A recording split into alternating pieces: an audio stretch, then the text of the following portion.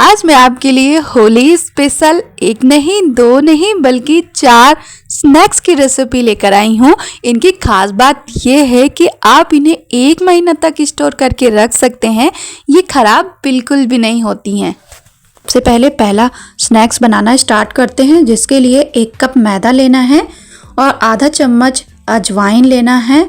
अजवाइन को हाथ से इस तरीके से क्रश करके डालेंगे और यहाँ पर मैंने आधा चम्मच कस्तूरी मेथी ली है। साथ में 2-3 चम्मच रवा लिया है। रवा डालने से हमारा जो स्नैक्स है बहुत ही क्रिस्पी बनता है। इसके बाद इसमें डालना है हमें मोयन। तो मोयन के लिए मैंने 3 बड़े चम्मच देसी घी लिया है। आप इसकी जगह पे रिफाइंड ऑयल या फिर डालडा भी ले सकते हैं। अब यहाँ पर सारी चीज़ों को अच्छे से मिक्स करेंगे और हमें देखना है कि इसमें हमारा मोयन पर्याप्त लगा है या नहीं। तो ये देखिए यहाँ पर मैंने अच्छे से मिक्स कर लिया है और मोयन जो है हमारा वो बढ़िया से लग गया है। इस तरीके से ये बंद जा रहा है तो इसका मतलब मोयन पर्याप्त लगा है। आधा चम्मच कूटी हुई काली मिर्च डालेंगे, आधा चम्मच भुने हुए जीरे का पाउडर डालेंगे, आधा चम्मच लाल मिर्ची पाउडर डालेंगे, एकदम ऑप्शनल है। थोड़ा सा नमक डालेंगे और थोड़ा सा बारीक कटी हुई हरी धनिया डालेंगे। सारी चीज़ों को पहले अच्छे से मिक्स कर लेना है। इसके बाद इसमें हमें डालना है 2 मीडियम साइज के उबले हुए आलू। तो यहाँ पर मैंने आलू को ग्रेटर से ग्रेट करके लिया। आपको ग्रेटर से ही ग्रेट करना है आलू को। तो सबसे पहले आलू को अच्छे से मिक्स कर लेना है सारी चीज़ों के साथ। तो देख सकते हैं यहाँ पर मैंने आलू को अच्छे से मिक्स कर लिया। आलू में मॉइस्चर होता है जिससे इसमें हमें बहुत ही कम पानी डालकर इसे गूंथना होता है। तो थोड़ा सा पानी डालकर मैं यहाँ पर फिर से इसे गूंथ लूँगी।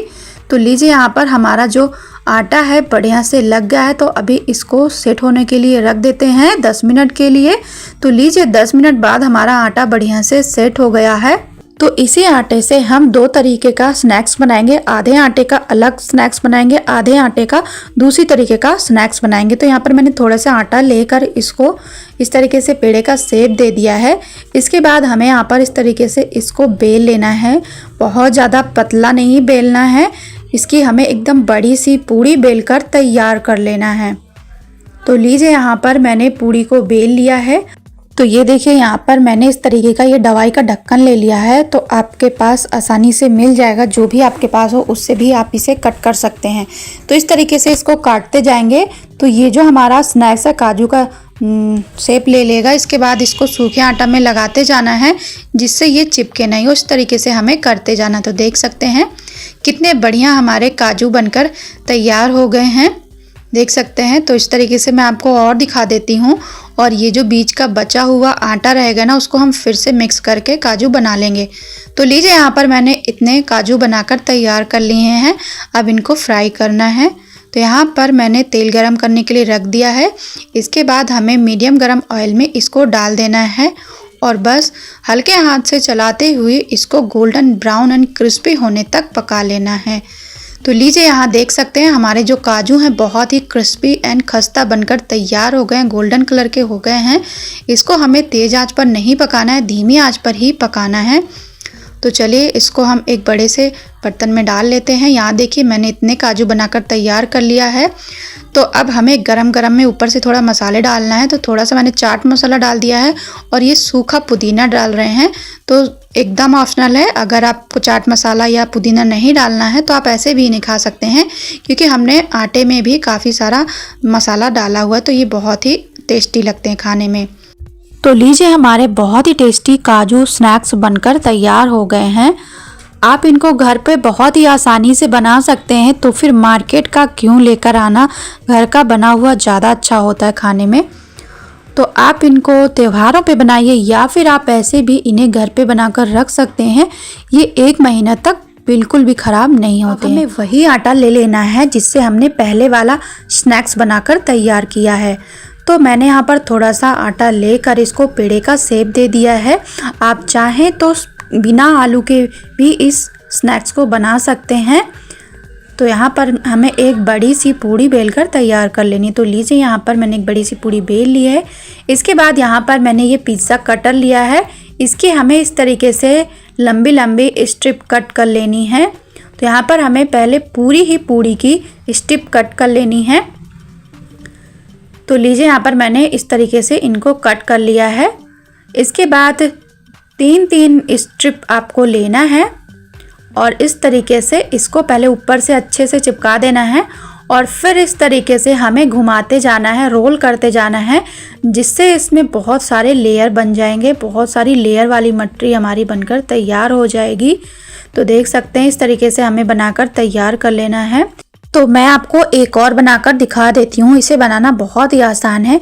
मैंने एक ही तरीके के आटे से 2 तरीके का स्नैक्स बनाना आपको बताया है। यकीन मानिए इनका टेस्ट एकदम अलग आता है।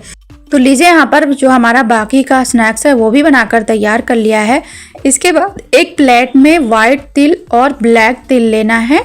इनको इस तरीके से फैला देना है और अब हमें एक एक पीस उठाना है। इस तरीके से इसको हमें अच्छे से इस पे चिपका देना है, अच्छे से चिपकाना है, वरना ये फ्राई करते समय निकल जाएंगे। तो लीजिए यहाँ पर मैंने इसमें तिल लगा लिया है। एकदम ऑप्शनल है, अगर आपके पास है तो लगा लीजिए, वरना आप इन्हें स्किप भी कर सकते हैं। इसके बाद इनको हमें फ्राई करना है। तो यहाँ पर हमने ऑयल गरम करने के लिए रख दिया है। मीडियम गरम ऑयल में इनको हमें डालना है। इसके बाद फ्लेम को लो कर देना है। लो फ्लेम पर हमें इनको 2 से 3 मिनट तक पकाना है। उसके बाद फ्लेम को मीडियम कर देना है। मीडियम फ्लेम पर इनको फिर हमें पकाना है। तो एक साइड से ये हमारा जो स्नैक्स है वो पक गया है, इनको हम पलट देते हैं। इसके बाद इनको हमें क्रिस्पी एंड गोल्डन ब्राउन होने तक पका लेना है। तो लीजिए हमारा स्नैक्स बनकर तैयार हो गया है। इस स्नैक्स को आप कभी भी बनाइए, त्योहारों पे बनाइए। ये देखने में भी काफ़ी ज़्यादा अच्छे लगते हैं और खाने में तो बहुत ही ज़्यादा टेस्टी हैं। तो देख सकते हैं यहाँ पर जो हमारे तिल हैं वो थोड़ा बहुत निकल गए हैं, पर थोड़ा बहुत रह गए हैं। बहुत टेस्टी बनता है। इसका टेस्ट एकदम अलग सा आता है। एकदम लेयर लेयर वाला जो खस्ता नाश्ता होता है ना, वैसा लगता है खाने में। एक बार बना के देखिए, आपको भी ये बहुत पसंद आएगा। तो चलिए फटाफट हम सारे स्नैक्स को निकाल लेते हैं और इस तरीके से तेल छानते हुए आपको निकालना है। थोड़ी देर तक तेल अच्छे से छानना है। उसके बाद ही आपको इन्हें प्लेट में डालना है और फिर इन्हें ठंडा करना है। ठंडा करने के बाद ही आपको इनको स्टोर करके रखना है। तो लीजिए हमारा दूसरी तरीके का स्नैक्स बनकर तैयार हो गया है। एकदम लेयर लेयर वाला, बहुत टेस्टी लगता है, बहुत ही खस्ता बनता है, बहुत ही क्रिस्पी बनता है और खाने में इसका टेस्ट तो एकदम लाजवाब आता है। आप इनको त्योहारों पे बनाएं या फिर आप इन्हें ऐसे भी बनाकर रख सकते हैं। 1 महीना तक ये खराब बिल्कुल भी नहीं होते हैं। मैं आपके लिए होली स्पेशल बहुत ही नई और यूनिक बेसन और सूजी से बनने वाली स्नैक्स की रेसिपी लेकर आई हूँ। इसे आप घर पे कभी भी बनाकर रख सकते हैं और इसकी खास बात यह है कि आप इसे 1 महीना तक स्टोर कर सकते हैं। इस रेसिपी को बनाने के लिए मैंने यहाँ पर 2 कटोरी छना हुआ बेसन लिया है। इसी के साथ हमें यहाँ पर आधी कटोरी सूजी यानी रवा लेना है। इन दोनों चीजों को हमें अच्छे से मिक्स कर देना है।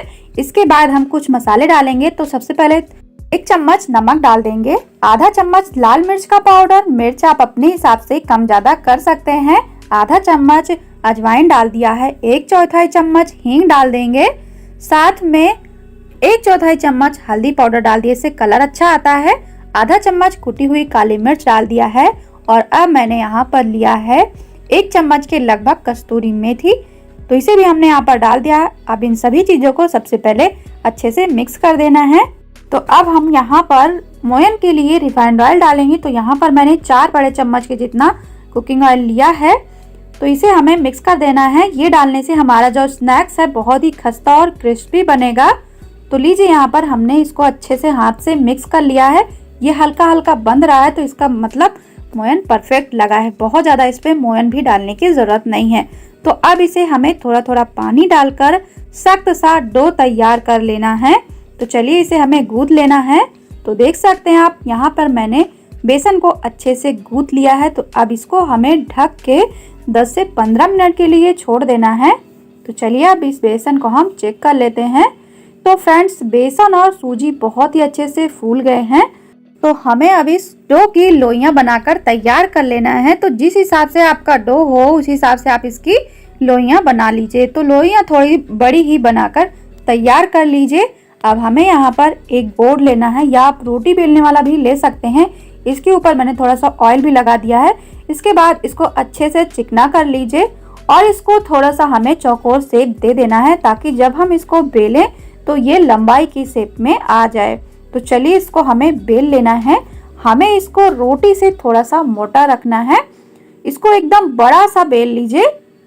तो लीजिए यहाँ पर मैंने एक बड़ी सी पूड़ी बेल ली है, थोड़ी लंबाई में है क्योंकि हमें लंबाई में ही चाहिए।